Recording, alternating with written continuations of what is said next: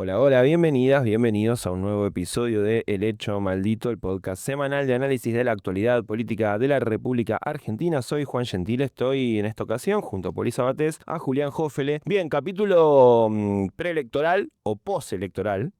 Vamos a tratar de que esto no muera el domingo. Estamos grabando a pocas horas de que todo el país concurra a las urnas el domingo 26 de octubre para renovar la mitad de la Cámara de Diputados y un tercio de la Cámara de Senadores. En algunos distritos del país, la boleta única de papel tendrá dos categorías, dos tramos, en las cuales tendrán que marcar dos cruces, una por cada categoría. Y en algunos distritos del país, en aquellos en los que solamente renuevan diputados nacionales, habrá solamente una categoría a marcar por cada uno de los electores. Bueno, el debut de la boleta de papel también es un dato importante de este domingo. Cambio del sistema de votación a nivel nacional, un experimento, ¿no? Vamos a ver cómo funciona, si eso genera demoras, no genera demoras, cómo es el escrutinio. También vamos a estar mirando con mucho detalle el porcentaje de participación que haya en términos de la cantidad de electores que efectivamente se presenten a votar y sin duda la expectativa de los resultados, que al día de hoy creo que nadie se arriesga mucho en tirar un número, en tirar un escenario. Está instalado un consenso respecto de un escenario de paridad. Si uno lee los informes de las consultoras o los análisis de los columnistas políticos, incluso lo que están bajando los comandos de campaña, principalmente de La Libertad Avanza, PRO y de Fuerza Patria, se está hablando de un escenario de paridad. Pero por supuesto nadie descarta que haya un escenario de una victoria clara de alguno de los dos sectores. Va a haber una lucha por la interpretación de los resultados. Fuerza Patria no está en todos los distritos como tal. Si La Libertad Avanza, ahí va a haber quizás una disputa por cómo se cuentan los votos de aquellos lugares donde Fuerza Patria no está y aparecen otros nombres de la representación peronista. ¿A qué costal va a parar esa harina o ese trigo? No sé si estoy diciendo bien la metáfora, pero no importa. Y claro, ¿qué país vamos a tener a partir del lunes, ¿no? Si creo que La Libertad Avanza está apuntando a hacer una elección de 35 puntos a nivel nacional, creo que con eso se quedan conformes. Menos de eso, yo creo que es para preocuparse, para el gobierno. Más de eso festejan. Y el peronismo, bueno, está con el desafío de sumar algo más de lo que tiene como base de apoyo. Es decir, si tiene la posibilidad de contener a algunos de los desencantados de Milei o alguna de aquellas personas que no fueron a votar. Bueno, y por supuesto, la incógnita respecto de si el lunes tenemos un nuevo gobierno, una nueva etapa, si aparece otro Milei, otro gabinete, otro gobierno. Alguien hablaba de que Menem en un momento se sacó las patillas como un signo de, bueno, dejó de ser aquel primer Menem que ganó las elecciones, que iba arriba de la camioneta y recorría, y pasó a ser un tipo más institucionalizado, ¿no? Saco y corbata y sin patillas. Bueno, veremos un Milei más ordenado, más institucionalizado, tal como pide Estados Unidos, que le viene bajando la línea de tenés que armar más acuerdos, nos juntamos con los gobernadores, con los diputados. Bueno, estos son los temas centrales de este capítulo. Nos empezamos a pelear un poquito, ¿les parece? No sé si nos vamos a pelear, intentaremos, porque la discusión siempre es sana y en este momento más todavía. Yo creo que lo último que dijiste es lo más importante de todo tu repaso, que es Todo el... lo otro fue al pedo. Ya empezaban a pelearse. Es una introducción, che. No, no, no, ¿Qué hacer? no, sí me quiero pelear con que, no sé si de los tres escenarios que planteaste, no sé si el que gane ampliamente La Libertad Avanza es un escenario tan posible como los otros dos, pero bueno, está por verse, tampoco coincido en no arriesgar y que tampoco es el espíritu de este episodio, ¿no? Pero sí, digo, me quedo con lo último que dijiste, que es qué, qué país viene, porque para mí eso no hay dudas. No sé qué va a hacer Milei, si va a efectivamente cambiar, el gabinete seguro va a cambiar, bueno, ya de hecho hubo 2 renuncias esta semana y va a haber no más renuncias, pero más cambios, bueno, Bullrich, Petri que van a asumir sus bancas, Manuel Adorni que va a asumir su banca en la legislatura, esos también son números puestos para salir, pero sí creo que hay una expectativa de todo el mundo, de la gente, incluso de los votantes de La Libertad Avanza, de la oposición de Estados Unidos, de que arranque una nueva etapa. No sé si el gobierno va a ser capaz de asumir, o sea, de cambiar efectivamente, pero sí creo que está la expectativa y está la necesidad de que lo que viene tiene que ser distinto. Ya sea porque gran parte de la sociedad entienda, ya sea por la lectura de que el gobierno está terminado y lo que le queda, estos 2 años son de sobrevida, de cómo no caerse y no irse antes, o por la lectura de que, bueno, todavía tiene cómo reconstruirse después de lo que es claramente una caída histórica en popularidad en todo desde más o menos julio. Entonces yo creo que sí que estamos en un momento bizarro, o sea, hay pocos momentos en los que vos te das cuenta está por cambiar todo, pero creo que ahora es como muy evidente que hay una expectativa global de que ahora venga otra cosa, para bien o para mal. Y me parece que es muy loco ser consciente de eso, bueno, estamos en la última semana antes del resto del gobierno. ¿Se entiende? Como para mí viene claramente otra etapa, o por lo menos eso es lo que se espera en todos los planos. Hay que ver si el gobierno lo ve también. Aún en el supuesto de que no cambie demasiado la composición del Congreso, digo, suponiendo una buena elección del peronismo y una no tan buena elección del oficialismo, igualmente podría cambiar todo, o igualmente va a cambiar todo. O sea, no necesariamente el hecho de que todo lo que viene vaya a ser distinto tiene que ver con que el resultado electoral de este domingo sea aplastante. Sí creo que cambia el sentido de eso. O sea, dentro de ese gran cambio puede tomar distintos sentidos. Un triunfo importante del peronismo creo que le acota el margen de alianzas a Milei de cara a los 2 años que quedan. Y lo obliga a decir más veces que sí de las que querría y a personas a las que no querría. Digamos, si el gobierno el domingo saliera fortalecido y también algunos gobernadores tuvieran una buena elección, yo creo que ahí se rearma para esta próxima etapa un posible nuevo esquema de alianzas, ese que el gobierno dilapidó muy rápidamente creyendo que podía ir por todo. Tiene un margen para rearmarlo con los gobernadores dialoguistas y con mucho poder para Mauricio Macri, ¿no? Evidentemente, recomponiendo ese esquema, tiene un camino a recorrer, lo cual no invalida que el modelo económico siga estando agotado, ¿no? Esa es otra discusión. Pero en lo político tiene algo para reconstruir y volver a hablar de sus reformas, intentarlo, qué sé yo, tratar de retomar esa agenda. Ahora, si el triunfo del peronismo, un eventual triunfo del peronismo es grande, yo creo que ese margen de alianzas se acota muchísimo y empieza a entrar en otra sintonía, empieza a ser más un pedido de ayuda que una recomposición de diálogos. Sí, eso último sí, no sé, o sea, la victoria tendría que ser muy amplia de la Libertad Avanza para lo primero que vos decís, que es reconstruir un mapa de alianza. Yo eso no decía ni siquiera una victoria, en un empate, Pero bueno, en un recorte en la provincia de Buenos Aires, con algunas provincias a favor, con una posibilidad de dibujar unos resultados más o menos confusos a nivel nacional. En ese esquema yo creo que tiene margen de reconstruir un marco de alianzas con esos gobernadores dialoguistas y con Macri. pero vos sos Schiaretti, ponele, sos Yarlora, sos Sadir. ¿Por qué te aliarías? ¿Por qué le avalarías, por ejemplo, una reforma tributaria, una reforma laboral, una ley bases 2 a un gobierno que no triunfó o que llegó raspando, ponele? En muchos casos pues están de acuerdo ideológicamente con lo que plantea y prefieren que lo haga Milei antes de tener que hacerlo eventualmente ellos en un gobierno posterior. Y en otros porque tienen para negociar ahí también lo suyo. Digamos, si son los que ponen los votos, también son los que se pueden llevar algo. En el medio del desmadre y de la debilidad de Milei, también tienen para aprovechar, también tienen para ganar. Y al mismo tiempo estar diciéndole a la sociedad, che, y somos los que están frenando esto de ser un caos. Sí, los gobernadores dependen del Poder Ejecutivo Nacional para poder mostrar, en buena medida, ¿no? No al 100%, pero en buena medida dependen del Gobierno Nacional para poder mostrar buena gestión en sus provincias. Dependen del envío de fondos, dependen de la habilitación de obras que muchas veces dependen de la Nación o que quizás son interjurisdiccionales, entonces tienen que negociar con otra provincia de distinto signo político o con alguno de los ministerios nacionales. Yo creo que por ese lado los gobernadores pueden llegar a encontrar algún tipo de interés. Coincido, si es que el gobierno no sale muy derrotado, ¿no? En un escenario de cierta paridad, cuando decimos un escenario de paridad, decimos ambas fuerzas que están compitiendo en torno de los 35 puntos a nivel nacional, hablamos grosso modo porque después va a haber que hilar fino, o más o menos 2, 3 puntos, digamos, ¿no?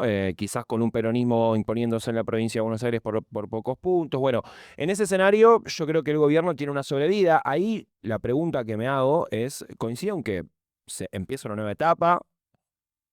La pregunta es si esa nueva etapa es de mayor pragmatismo, de mayor apertura, de mayores niveles de acuerdo, de abrirle el juego no solo a las provincias de los gobernadores, también pienso en Mauricio Macri o incluso hasta sectores del radicalismo, o si por el contrario es una nueva etapa más recargada, Bueno, más pura, de canciller acaban de poner tal.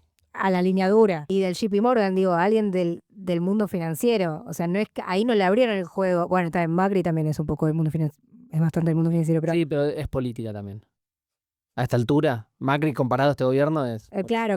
O sea, no Sí. es que no es que abrieron el juego, se abrió un lugar central en el gobierno argentino, que es el de canciller, que es central, y no es que le abrieron el juego, no es que dijeron, a ver, Provincias Unidas, ¿a quién quieren? Se especulaba, ¿no? Con un Pinedo o algún Claro. sector que mostrara a alguien, un nombre que diera cuenta de cierta apertura, ¿no? Bueno, Kirno, un tipo de Luis Caputo, del sistema financiero, una línea bien pro Estados Unidos, ¿no? Formado literalmente allá, además. Estudió allá, no estudió acá. Hay algo que está claro, tenían incluso margen para tomarse hasta la semana que viene y post elecciones definirlo en función del nuevo esquema de alianzas. Lo hicieron antes porque hay una primera alianza que está por encima de todas las posibilidades y es el esquema de gobernabilidad del que apuesta el gobierno, que es Estados Unidos, ¿no? O sea, Sí. Trump es el primer aliado antes de todo esto que estamos discutiendo y está claro que la suerte está jugada ahí. Sí, es el jefe más que el aliado, ¿no? El patrón. Lo hablamos acá, María. Digo, estamos todas las mañanas asistiendo al tweet de Scott Bessent a ver qué onda, a ver si aguantamos, a ver si seguimos. Una declaración de Trump, un gestito. Digo, ese es el esquema de alianza primario del gobierno. Entonces, lo que garantizó primero, antes que lleguen las elecciones, fue eso, decir, esta va a ser la línea seguro. Después lo demás vamos viendo, pero con esta base asegurada. Sí, la salida del canciller, ya se hablaba, ¿no? De la salida de Bertens, venía siendo atacado. Creo que algo lo llegamos a tocar en el capítulo anterior, acá en el Hecho Maldito. Atacado por unos tuiteros que responden a Santiago Caputo. Bueno, se esperaba para el lunes, ¿no? Parece que había bastante bronca en Casa Rosada el otro día cuando se conoció la renuncia de Bertens, porque decían, che, podías esperar 2-3 días más. La hacíamos toda el lunes en el marco de una movida de renovación del gabinete, ¿no? Incluso se habla de la salida de Franco. Hay algunos que dicen que no fue él el que filtró antes eso, sino quienes estaban interesados en hacer esa jugada. Digamos, que él lo había comentado en voz baja, pero no tenía la intención de hacer su renuncia anticipadamente. Pero los que querían ocupar ese lugar anticipadamente son los que lo apuraron. Y pueden haber sido los mismos los que después filtraron el enojo. Exactamente. Y jugada completa. Y sí, jugada completa. Sí, tiene todo el sentido, lo cual habla de todas maneras de una debilidad también hacia adentro del gobierno, ¿no? De una interna que está bastante clara arriba de la mesa. Ahora pareciera que tanto ambos Caputos, ¿no? Parece que están más firmes en su lugar, tanto Santiago como Luis Toto.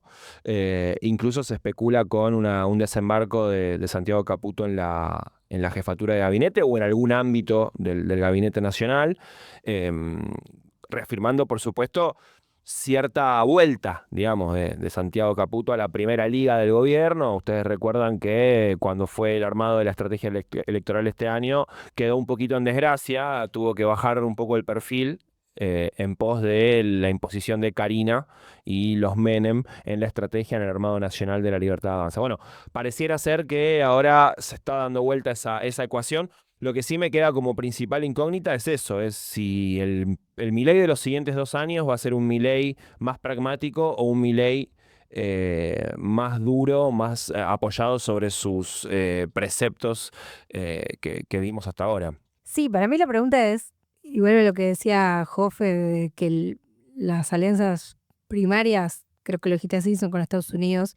Para mí la pregunta de acá a 2 años es cuál es el plan B de Milei, si tiene. Bueno, el plan B era Estados Unidos en realidad. ¿Cuál es el plan C? Sería. ¿Qué es lo que le queda? Sí.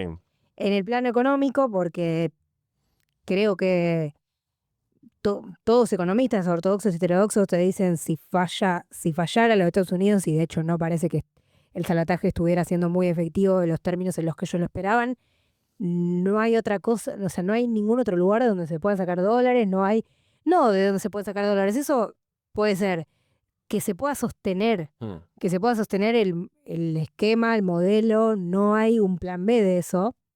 Y en lo político, insisto, ustedes dicen, bueno, se puede rascar un poco por la oposición dialoguista o llamarla. No sé, o sea, realmente sigo sin ver tan claramente por qué. En el único caso en que creo que le convendría a ese espacio del centro ponerle acompañar a Milei es que compran acciones de algo muy barato. Está bien, o sea, compras algo que está barato. Pero yo tiendo a pensar que si le va mal, insisto con esto, o si le va no tan bien, la verdad que ese espacio tiene mucho por construir. O sea, debería poder construir una alternativa en vez de pegarse a algo que cree fracasado. Por eso no sé cuál es Es que el plan B de Milei. la forma en la que yo veo a ese espacio de Provincias Unidas acercarse al gobierno no es en tono de quedarse pegado, sino en tono de aparecer en la escena pública como garantes de algo, como garantes de gobernabilidad, de lo que sea, y al mismo tiempo como los que eventualmente podrían ponerle los límites, decir hasta acá, o algún día decir, bueno, esto no. Entonces, yo creo que desde ese lugar se quieren plantar, desde el lugar de ser árbitros. Digo, al día de hoy es evidente que por volumen electoral no tienen un espacio tan importante. O sea, hoy es el peronismo la principal oposición y el que más chances tiene de volver a gobernar si el experimento libertario fracasa. Es cierto, y lo decimos siempre, hay una dificultad para ganar un balotaje. Digo, para pasar el 50% de los votos, queda siempre ese asterisco puesto. Pero es el peronismo la fuerza que tiene un volumen más grande de votos. Este sector, ¿desde dónde creo que se puede afirmar? Bueno, desde esta idea de decir, che, nosotros podemos ser los que le den gobernabilidad, pero también le pongan los límites. Eso ya pasa. Pero yo creo que ahí, no, porque eso pasa, pero pasaba con un gobierno más envalentonado. Estoy diciendo con un gobierno que diga, bueno, acepto esa ayuda. Bueno, pero algo, por ejemplo, Provincias Unidas busca entre 17 y 20 diputados, que es un número. ¿Al gobierno de qué le sirve? O sea, el gobierno lo que quiere, lo que va a buscar ahora es aprobar una ley bases 2, una reforma laboral. No les sirve. Como que lo que yo estoy diciendo es que no veo que haya un apoyo que al gobierno le sirva irrestrictamente para gobernar sin problemas. Decís que no le alcanza. Que no le alcanza, exacto. Bueno, puede ser que no le alcance. Este es un escenario que estábamos planteando en una elección más o menos decente de esos dos espacios. En ese escenario estábamos jugando, digamos, en un escenario de Libertad Avanza más o menos bien en las elecciones, en el empate, digamos, ¿no? Yo creo que este escenario se derrumba si hay un triunfo fuerte del peronismo, porque ahí sí no le alcanza. Creo que con lo otro, para jugar un rato a la política y estirar los plazos, sí. No digo que revierte el escenario, pero le da un aire. Yo te digo que eso y un poco más todavía. Creo que si el gobierno sale empatado y logra generar algún marco de acuerdo en la política, estamos diciendo, ¿no? Porque después está el escenario económico de cara a estos años, que ahora si quieren pensamos un poquito cómo puede venir. Pero en lo político, si logra salir más o menos airoso del domingo electoral, ya tiene al PRO adentro de su espacio político. Logra abrochar una parte del radicalismo, que dicho sea de paso también el radicalismo se juega prácticamente todas las bancas que tiene la Cámara de Diputados, hay que ver si sobrevive o no como un espacio que tenga posibilidad de sentarse en la mesa a conversar, pero abrocha lo que se dice los radicales con peluca, que ya los tiene adentro, y logra algún tipo de acuerdo relativamente importante, dándoles algún espacio también de decisión al sector de Provincias Unidas, al sector de los gobernados, creo que tiene bastante. En términos de banca va a estar ahí, va a estar no llega al quórum propio, estaría ahí también un poco poroteando en cada tema, pero me parece que ahí estaría mostrando un dispositivo de gobernabilidad que le permitiría por lo pronto encarar lo inmediato, encarar los próximos meses que se vienen, el próximo año que se viene. ¿Pero vos crees que le van a dar un lugar de decisión a Provincias Unidas? Quizás a alguien en el Ministerio del Interior con algún tipo de llegada a Schiaretti, ¿ustedes se acuerdan que en algún momento también es algo que ensayó Macri, que le dio algún lugar de relevancia a alguna persona ligada al entorno de Schiaretti?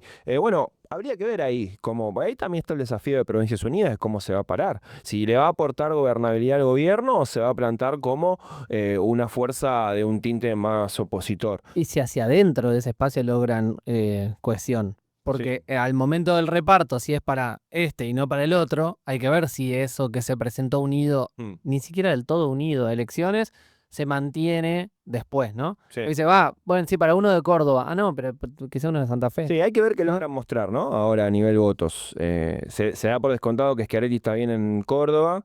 Hay que ver Eh, qué hace tu candidata. Sí, Natalia de la Sota.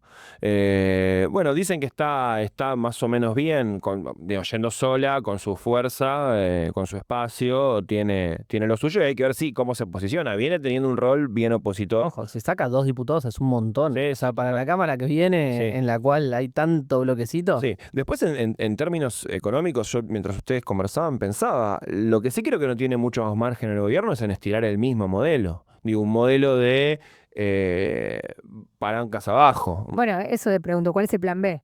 Bueno, no sé, ahí sí hay grandes dudas. Me parece que todo lo que estamos viendo en los últimos meses también de ruidos financieros tienen que ver con eso, con que hay un modelo que se sostuvo hasta ahora y ya llegó los últimos meses carreteando y que 2 años más una sociedad con salarios a la baja, con consumo a la baja, con actividad económica para abajo, sin obra pública, bueno, con deuda en la tarjeta de crédito, digo, pareciera ser que es un esquema que no aguanta 2 años, así como si nada pasara. Ahí sí me parece que el gobierno tiene la obligación de poder mostrar algo más.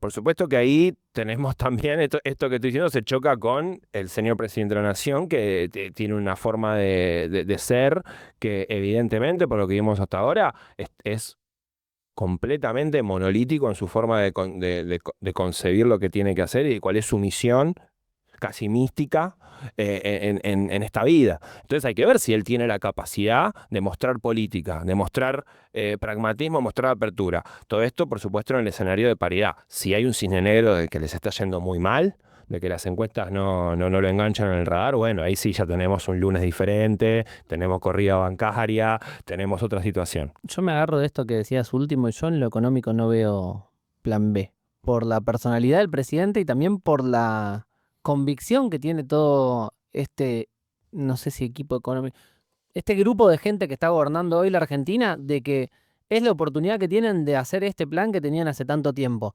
Entonces, yo creo que este gobierno llega y triunfa o muere con esto. No creo que haya una alternativa en la que empieza a inyectar platita o no van a ir por ahí. O sea, no lo veo, no me lo puedo imaginar como un recalcular y bueno, ahora sí, pero con obra pública, ahora sí, pero no, o sea, es profundizar la precarización laboral, promover aún más el trabajo independiente, seguir desfinanciando la seguridad social, seguir apostando a que las propias familias resuelvan qué hacer con los adultos mayores adentro de la familia, lo mismo con las personas con discapacidad, que eso se autogestione a través de el pluriempleo, la sobreocupación, digo, seguir profundizando ese modelo hasta que gran parte de la clase media que todavía llegó hasta ahí y está entendiendo que tiene que ir un poco más allá, en buscarse otro laburo más y demás, también lo asuma, siga en ese camino. Digo, creo que el gobierno no está viendo que esto llegó a un límite. Yo creo que tiene para explorar y que apuesta como buenas noticias eventualmente a que de la mano de este apoyo de Estados Unidos lleguen efectivamente algunas inversiones más con lo del RIGI. Hubo algunos anuncios en el medio de la campaña, ahí medio que no terminaron de quedar claros, que podrían generar alguito de empleo en algunos sectores puntuales, en los únicos a los que apuntan, que son los que están vinculados a a procesar materias primas y a exportar o el extractivismo. Sí, bueno, el sector financiero, ¿no? El extractivismo y el sector financiero. Entonces, ese es el esquema en el que se van a parar y yo no creo que estén dispuestos a moverse de ese esquema. Reforma laboral y reforma tributaria van en esa misma línea, van en profundizar ese camino. Sí, vos decías plan platita y yo me acordaba, ¿te acordás cuando siempre se hablaba de los gobiernos de otro signo político en los años electorales, del plan platita? Estamos viendo un plan platita, solo que, o sea, lo vemos desde que Milei asumió, solo que para el sector financiero, la cantidad de dinero que ingresó y salió en la Argentina en estos últimos 2 años es sideral. Yo ahora no tengo el número fino, el otro día lo escuchaba, alguien que había hecho las cuentas de la cantidad de millones y millones y millones de dólares que entraron, salieron, y alguien hizo el negocio ahí. Digo, por supuesto, es un sector minoritario, pequeño, transnacionalizado, que hace el negocio y la saca, hace el negocio y la saca, no deja nada, no tributa nada. Digo, es un plan, es otro tipo de plan platita, ¿no? Solo sí, que no se lo platita que llama se de esa va, manera sí, nunca. sí. Sí, sí, no Está sé. bien. A ver, no sé si hay margen para más de eso, para un negocio de unos pocos y que el 99,9% de la sociedad argentina la vea Que pasar. no hay margen que político de aguante, de tolerancia social. Bueno, primero lo vamos a ver el domingo en un primer test, pero segundo, yo creo que eso además viene acompañado con un esquema que se sostuvo al principio de gobierno, que es de muchísima represión Sí. de la protesta y de tratar de limitar la posibilidad de reacción. Mm. Digo, se busca más que una explosión social, la implosión, Mm. que todo vaya colapsando hacia adentro de los barrios, hacia adentro de las familias, que no se logre organizar eso. Bueno, creo que el domingo vamos a ver si eso se organiza un poco, al menos electoralmente, pero después, y Poli creo que lo dice siempre, falta otra parte, ¿no? Otra parte de organización que no está todavía expresándose. Sí, pensando, o sea, te escucho y estoy muy de acuerdo en lo que decís de, quizás yo me pregunto cuál es el plan B, quizás para el gobierno no hay un plan B, el plan es este, que se vaya dinamitando el salario, o sea, la miseria planificada, básicamente, como política, como decisión, la miseria, ¿no? Estoy de acuerdo con eso. Ayer Pitu Salvatierra me contó un dato que me quedó, no puedo parar de pensar en eso desde ayer, que hablando del endeudamiento de las familias y puntualmente de los barrios, decía que al principio, bueno, esto lo venimos hablando mucho, ¿no? Cuando se retira el Estado, llega el trans, o llega el narco, prestaba guita, al principio sin interés. Y decía, devolvé cuando puedas. Y ahora, hace un par de meses, que el trans empezó a poner un interés del 60% a 20 días. Si vos al día 20 no devolviste, ya tenés un interés del 60%. 60%.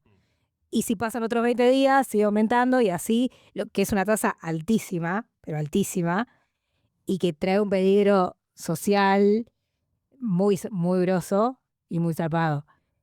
Yo ese dato a mí me partió la cabeza porque, claro, estamos pensando en el endeudamiento familiar con la tarjeta de crédito y hay un sector social muy grande que es... Sí, informal. Y el Pito decía una frase que me quedó que es, nuestro FMI es el narco. Mm. Bueno, entonces coincido con vos en que el plan B es que nos matemos entre nosotros, que nos dinamitemos, que nosotros nos peleemos con los bancos, que los barrios se peleen con los narcos. Y pienso, el plan B de toda esa gente no terminará siendo el peronismo de nuevo. Puede serlo, podría serlo, ojalá lo sea. Mm. Creo que a eso le falta todavía la generación de la esperanza. Digo, esta campaña al menos el peronismo la encaró desde el freno a Milei, ¿no? Como, está bien, es una elección de medio término y el esquema fue ese, decir, bueno, che, si no te gusta, nosotros somos la opción de freno. Creo que los próximos 2 años la discusión es, somos la opción de futuro. Claro, claro. Eso es lo que se viene, lo que se tiene que armar. El 7 de Esa opción de septiembre no futuro. hubo algo de eso. Algo de eso para llegar a 47 puntos en la provincia de Buenos Aires.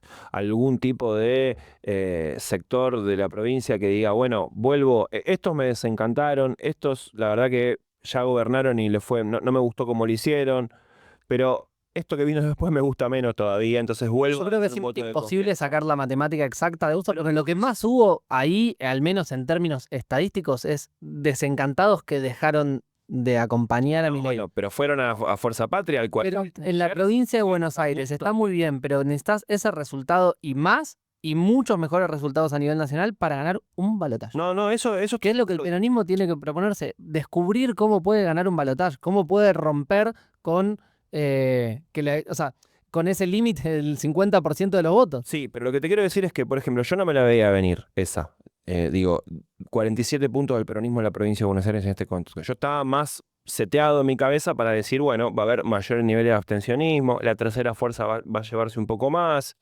el peronismo va a quedar en su tercio, en La 35, última encuesta que habías leído acá antes de la elección decía eso. que le iba a ir mejor de lo que yo pensaba. La que nos trajiste, ¿te acordás, Poli? Que nos trajo Sí, unas me- encuestas así. Claro, ¿Cómo olvidarlo? y se rieron ustedes. Nos burlamos de tus encuestas. Sí, sí. Sí, no, pero quiero decir, salvo esos últimos días que sí algunos sondeos daban cuenta de que podía haber un batacazo peronista, en los meses previos mi cabeza estaba más seteada en el escenario que teníamos desde el año pasado y a principios de este año, ¿no? De un peronismo que había estado desconectado y que seguía desconectado de su base electoral, que incluso había perdido una gran parte de la base electoral popular a manos de Javier Milei, de la Libertad Avanza, de su proyecto libertario y demás.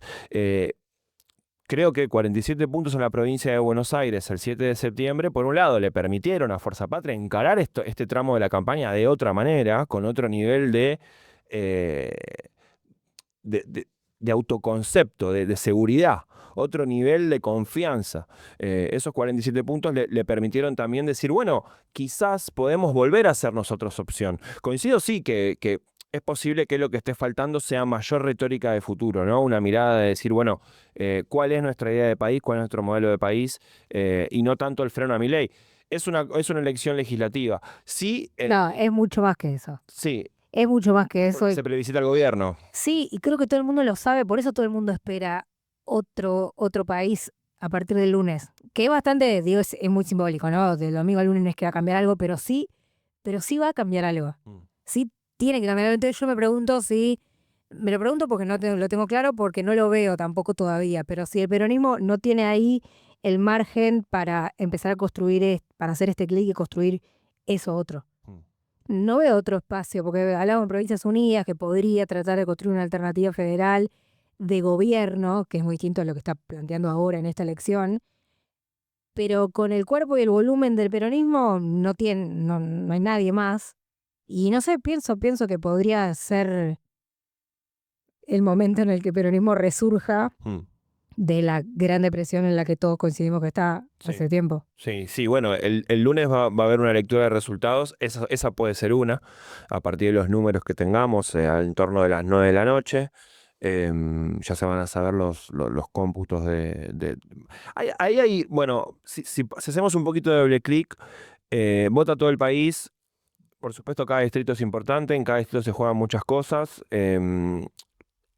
si el peronismo logra una diferencia importante en la provincia de Buenos Aires, eso le permite ser ganador a nivel nacional por la cantidad de electores. Y ahí hay que estar mirando cerca, finito, cuál es los porcentajes que haya en la provincia. Y eso se complementa con lo que pasa en Córdoba y en Santa Fe también, donde también hay dos paradas importantísimas para el gobierno. El gobierno ahí tiene que necesita hacer buenas elecciones. O sea, el peronismo necesita hacer una muy buena elección en la provincia de Buenos Aires y el gobierno necesita salvar la ropa por lo menos en provincia de Buenos Aires, Córdoba y en Santa Fe para poder también aspirar a mostrarse ganador el lunes. Sí, Córdoba y Santa Fe que son particulares porque tienen bueno, en Córdoba la figura de Natalia de la Sota no va a llegar a encarar como tercio, pero sí como un espacio ahí más presente. Y la disputa entre el espacio de Schiaretti y la Libertad Avanza evidentemente va a monopolizar esa escena, pero puede ser que el gobierno se lleve una cosecha baja para hacer Córdoba el lugar a donde después va a ir a buscar los votos nacionales en una presidencial. Sí. ¿No? Decir, bueno, si mañana ahí se estuviera votando Milei, seguramente sacaría muchos más votos que los que quizás el domingo se lleve. Sí, y en Santa Fe sí tenés un tercio en el cual de golpe puede pasar cualquier cosa, cualquiera puede terminar primero y cambiar un poco la lectura del mapa nacional. Santa Fe es medio pivota ahí, porque de golpe si vos tenés provincia de Buenos Aires y sos el peronismo y metés Carente primera en Santa Fe, que encima tuvo una feroz campaña en contra por parte del gobierno de Puyaro, de golpe empezás a decir, epa, la señal es mía. Sí. Si tenés Córdoba y Santa Fe con Provincias Unidas, bueno, ¿cuál es la nota? Un poco que volvieron a aparecer esos sectores. Y si la Libertad Avanza gana en esos dos, dice, bueno, che, me paré. Sí. Banqué la parada. Entonces hay un triple juego que es interesante para pensar. Y en Provincia de Buenos Aires lo cierto es que de todos los sectores coinciden en que se habría achicado la diferencia de la elección anterior. Vamos a ver qué pasa el domingo cuando la gente entre al cuarto oscuro y vea al pelado. Si piensa en él, si piensa en el Colorado, si piensa en qué. Porque en la boleta va a seguir estando Expert. Igual yo no creo que eso sea algo que defina 3, 4 puntos. Estamos hablando de algo más chiquito. Pero hay que ver cuánto entusiasmo genera este domingo en la provincia de Buenos Aires la boleta esa. Yo pienso que si sos bonaerense y vas a votar a la Libertad Avanza, ya no te importa el pelado. Ya no te importa. Digo, tenés que tener tenés que ser muy antiperonista, creo, o sea, redirección hacia ahí. Tenés que odiar demasiado lo que hay enfrente para insistir en esta opción, a tal punto que no te importe que esté Experta ahí. Porque además yo creo que el caso de Expert tiene un nivel de conocimiento tan grande que ya todos saben que igual Expert no está. pero para mí pasa otra cosa, y no es esper sí, esper no, ya es como el antiperonismo. Antiperonismo sí, antiperonismo no, porque hay que ir a otra Libertad Avanza en la provincia de Buenos Aires. ¿Por qué? Porque En cualquier lado. en cualquier lado, obviamente, en cualquier lado. Ah, pero decís que en el caso de la provincia, la boleta de expert lo hace No, más no, difícil no, que porque la provincia ir todo entusiasmado. está exacerbado, el desempleo más alto, la destrucción industrial es más alta. Hay una afectación clara en ese sentido. Claro, Sí. digo, es muy, digo, tenés que, para ir a votar a la Libertad Avanza, tener una convicción muy grande, porque este fue el año de Libra, fue el año de Andis, fue el año de de las goleadas que se comió en contra del gobierno, y tenés que tener una convicción para ir a votar a este gobierno. ¿Vos sentís que estar más recostado en un núcleo más pequeño y más duro? Sería esa la lógica, digamos, Sí, ¿no? Sí, Sí. yo pienso lo mismo que vos. Pasa, bueno, viste, en los últimos días instalaron el escenario de paridad, que la Libertad Avanza Y recortó. como decimos, de los dos lados, y además se Claro. reconoce eso. Creo que también al peronismo le sirve ir con las expectativas un poquito más bajas, porque si van muy favorito el domingo de noche tenés que ir explicando si no alcanzó. Hmm, Y al gobierno le sirve subir un poquito las expectativas, porque si no se le pinchaba todo. sí. Entonces hay una coincidencia de intereses en plantear un escenario de mayor paridad. Lo cierto es que cuando ven las encuestas de los que le hicieron, también le daba eso, no es que la cambiaron para salir a decir eso. Sí, ahí hay que ver si se repite el escenario del voto agropecuario enojado.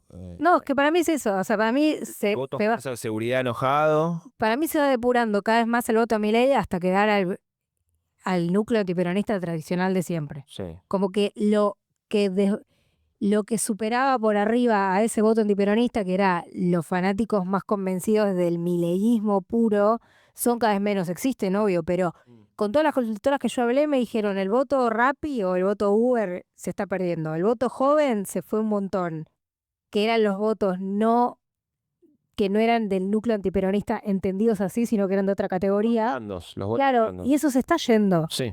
por cuestiones lógicas. Sí, sí, totalmente. Y también incluso uno podría animarse a pensar cuánto es el núcleo duro si el Milei del 2024 ya no es el de 2025. Ya hay un Milei que perdió un poco la magia, que no lo acompaña ese aura, que parecía que todo le salía bien y que cada cosa que decía juntaba 20.000, 30.000, 50.000 personas, 100.000 personas en cualquier lado del que iba. Bueno, la otra vez, recién hablamos de Córdoba y Santa Fe, son los dos lugares donde hizo actos grandes de cierre de campaña el presidente. En Córdoba dicen los que estuvieron ahí que había poca gente, que había mucho menos de lo que se esperaba, 3.000, 4.000, 5.000 personas, no mucho más. En Santa Fe fue un poco más grande, en Rosario, el acto, lo Sí, que se pudo ver. Eso fue grande, tenía los cabezas listas de todos los distritos. Sí, sí, se vio un acto grande también, pero estamos lejos de aquellas giras que hacía la Libertad Avanza, Milei, casi como un ícono, un rockstar que llenaba todos los lugares que iba. Bueno, vamos a ver qué pasa con eso, ¿no? También pienso incluso que, no sé si alguna vez lo dijimos acá o no, pero que cierto votante no peronista, cierto votante más refractario a las ideas nacionales populares, tradicional, pero con algún tipo de valoración de los buenos modos, algún tipo de valoración de la elegancia, del buen gusto, podríamos decir. No sé si está bien dicho esto, pero creo que se entiende a lo que voy.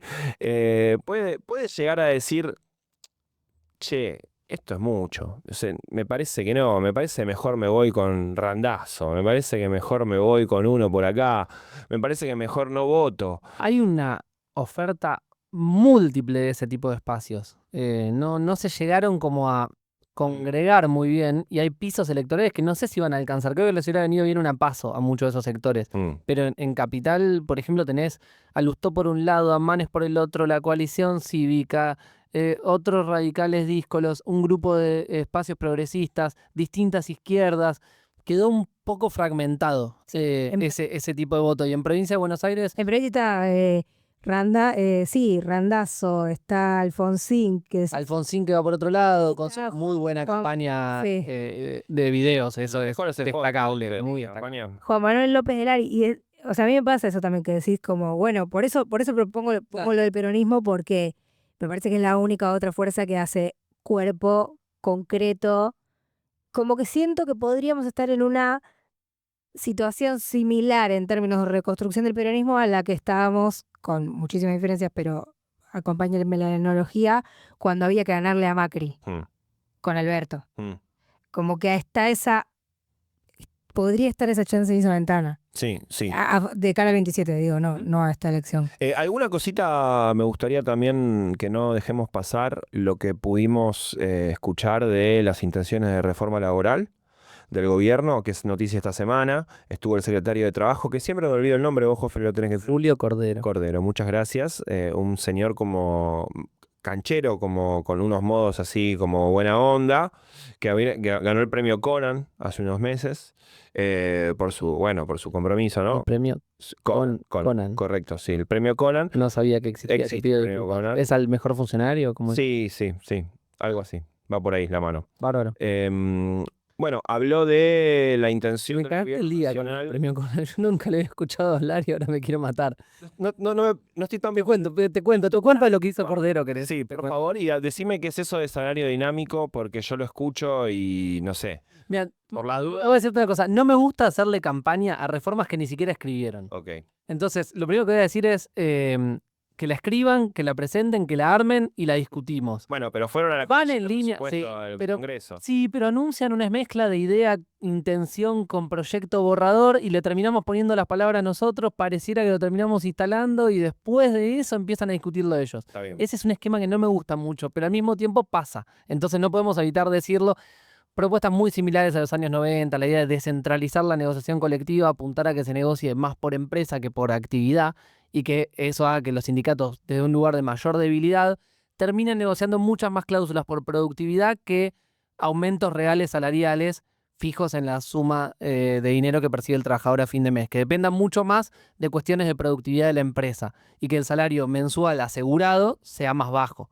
Eso lo vienen ya tirando al piso, manteniendo muy pisados los salarios en los convenios colectivos de actividad y se viene dispersando mucho en materia salarial adentro de las empresas, con empresas que están pagándole más a los trabajadores que más cobraban para preservarlos y mucho menos a los de abajo porque tienen más variantes para renovar. Entonces, esa dispersión salarial que ya se viene dando, buscan cristalizarla de alguna forma en proyectos de ley. Vamos a ver con qué escenario cuentan para presentar algo así y además con qué resistencia cuentan del movimiento obrero, que ya se viene posicionando desde distintos lugares en rechazo a esto y que ya con el DNU 70 tuvo un freno judicial y la ley base es un fracaso rotundo en la realidad. Entonces, ¿por qué esta tercera experiencia tendría éxito? No lo creo. Claro, además las negociaciones colectivas están vigentes por ley del año 2004. No pareciera ser que tenga el gobierno la chance de cambiar la ley de negociación colectiva en lo que viene de acá en adelante. No, buscan debilitarla, digamos. Lograr que sea menos poderosos los sindicatos que negocien. Bueno, vamos a ver qué margen hay. Bueno, o sea, humo, podríamos decir, hasta ahora. Hasta ahora yo creo que fue un distractivo de los últimos días de campaña. Como decir, tenemos agenda. Digo, seguimos pensando en que vamos a estar gobernando en diciembre. Sí. Bueno, quizás llegan a diciembre y lo hacen. Bueno, elecciones de la CGT el 5 de noviembre. Sí. Consejo directivo. Sí, ahí hay una duda de si va a seguir siendo triunvirato. Hubo un plenario de mujeres sindicalistas en estos días donde... Ayer, re importante, estuve ahí en el Vallese lleno de mujeres, con obviamente el reclamo, ni siquiera el reclamo, como la obviedad de insistir en que haya una compañera, ¿no? En el triunvirato. Sí, hace muchos años que hay grupos de mujeres sindicalistas que se organizan. Este nuevo grupo que se conformó ahora surgió ahí.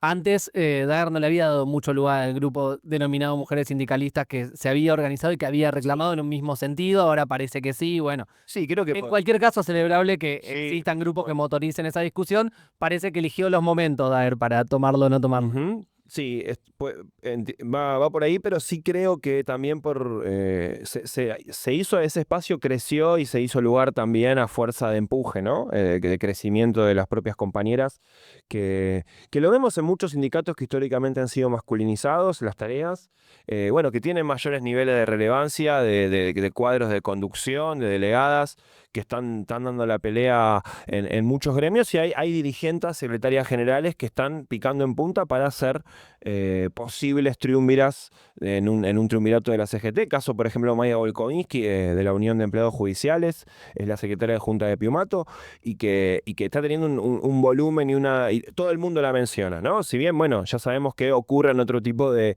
roscas y que, bueno, a ver, no descarto que por una rosca superestructural de los dirigentes de la CGT quizás no necesariamente quede una mujer en el triunvirato, pero pareciera ser que no hay mucho margen para que eso no pase. No debería, es obvio. Y bueno, no sé, acá estamos en el edificio de la FATPREN. Nuestra compañera Carla Bodensi es secretaria general mujer nacional del gremio de prensa. Digo, hay muchas compañeras participando en ese espacio y poniendo el cuerpo en la defensa de la clase trabajadora hace muchos años, y creo que debería suceder eso sin ninguna duda. Estamos cerrando el capítulo ya. Nos vas a estar escuchando en la previa, quizás el sábado, quizás el domingo, yendo a votar o palpitando el domingo electoral. Te recordamos una vez más, lo que abunda no daña, se vota con la boleta única de papel. Quizás vos, que sos una persona manija porque escuchas este podcast, ya lo tenés recontra sabido, pero alguien de tu familia o algún compañero de laburo o algún amigo o alguna amiga que quizás no está tan enganchado con la política, no lo sabe tanto, y sí, quizás vos le podés trasladar lo importante que es no solamente ir a votar, sino votar bien, que va a haber una sola boleta, que va a tener que marcar con una virome que te tiene que dar el presidente de mesa, que es una virome que es indeleble.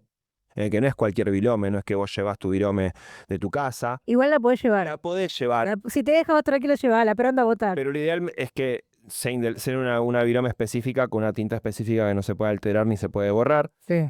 Marques los dos casilleros si estás en la provincia de Buenos Aires, en la ciudad, en otras provincias, en algunas sí, en otras no, vas a tener las dos categorías. Provincia una sola. Provincia de Buenos Aires no renueva senadores, tenés razón, solamente diputados nacionales, la provincia que más diputados nacionales va a poner en la próxima Cámara. Y solamente un datito que me parece importante remarcarlo. El gobierno lo que se juega, además de todo lo que vinimos conversando desde que empezó este capítulo, es tener o no tener el tercio, tanto en la Cámara de Diputados como en la Cámara de Senadores, que le permita sostener eventuales vetos, como vimos hasta ahora, de leyes que pueda sacar un Congreso que le sea adverso, ¿no? O incluso un tercio que le garantice que la oposición no pueda juntar los 2/3 para ninguna de las cuestiones que la Constitución marca que tiene que haber 2/3, que van desde leyes que no tienen dictámenes de comisión, que por ejemplo la Comisión de Presupuesto la controla el oficialismo, no la abre como no lo hacía Spert. Bueno, con los 2/3 en la Cámara de Diputados podía forzar el tratamiento de temas como discapacidad, como Garrahan, como universidades. Bueno, todos esos temas se consiguieron con los 2/3 en la Cámara de Diputados y en la Cámara de Senadores. Bueno, el gobierno está buscando, si el gobierno hace una buena elección, se acerca a tener el tercio que le puede blindar una política de mayores niveles de ajuste, de mayores niveles de agresividad. Entonces quizás a veces pensamos que, bueno, que la elección intermedia, que la elección legislativa no es tan importante, suele tener menos niveles de votación que las elecciones ejecutivas. Está muy finito esto. Está muy finito. Un diputado más, un diputado menos, con un punto más, un punto menos, entran 19 de Fuerza Patria o 16 y entran 15 o 16 de la Libertad de Avanza y el PRO, y quizás ese voto puede llegar a definir una ley. Entonces, importante marcar eso. Todo da a entender que vamos a ir a un Congreso más disperso, o sea, con mayores niveles de fragmentación, en la medida en que si bien hoy ningún sector político puede llegar a la mayoría por sus propias bancas, menos todavía lo va a hacer a partir del 10 de diciembre, porque ningún espacio va a lograr ni el quórum ni ser una mayoría por sí misma. Bueno, Unión por la Patria va a seguir siendo la primera minoría, pero puede serlo incluso con un poco menos de lo que tiene ahora. Sí, ficha limpia, por ejemplo, por un voto fue la diferencia. Se necesitaban 37 y se consiguieron 36, o sea, es relevante. Es relevante. Es relevante. Sí, totalmente. También es relevante que después no se te den vuelta los tucumanos, por ejemplo. Sería relevante eso, pero bueno. Por supuesto. Eso también es muy relevante. Sí, por eso también era importante la discusión de quiénes van en las listas, ¿no? Porque a veces en pos de acuerdos políticos y de que queden conformes algunos sectores, se les da lugares de relevancia a personas que después terminan dándose vuelta, aceptando dinero a cambio de torcer su voto, bueno, en fin. Además, el Congreso, si tuvo protagonismo en los primeros 2 años, va a tener más protagonismo todavía. Bien, hemos terminado este episodio preelectoral. Esperamos que vos, que sabemos que estás también escuchando esto con una semana de delay, porque sabemos que estás ahí, sabemos que cuando te atrasás escuchás los capítulos del Hecho Maldito, también te haya servido, más allá de las elecciones del día domingo. ¿Vas a estar en alguna cobertura, Poli? Voy a estar, sí, voy a estar en la de AZZ, Futu, Tiempo, Bien. Crisis. Te van a poder ver por ahí. Sí. Es siempre una cosa, las coberturas del día, hasta que no están los resultados, ¿viste?